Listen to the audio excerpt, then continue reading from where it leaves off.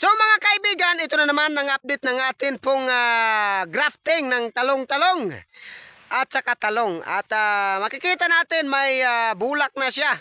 So yung bulak niya ay magiging bunga yan ng talong. Ayun. So tingnan natin ang iba. Tingnan yung bago. Bago pa ito. No? Bagong bago pa yan. Napakalaki ng puno niya. Dahil yan ay matanda na puno ng talong-talong. At sisibol yung ito, sisibol yung bago. At nakita ko dinugtungan ko ano. Kita nyo ba? At dito may bulak na, no? At makikita natin ngayon na ito na ang update, no? May bulak na siya.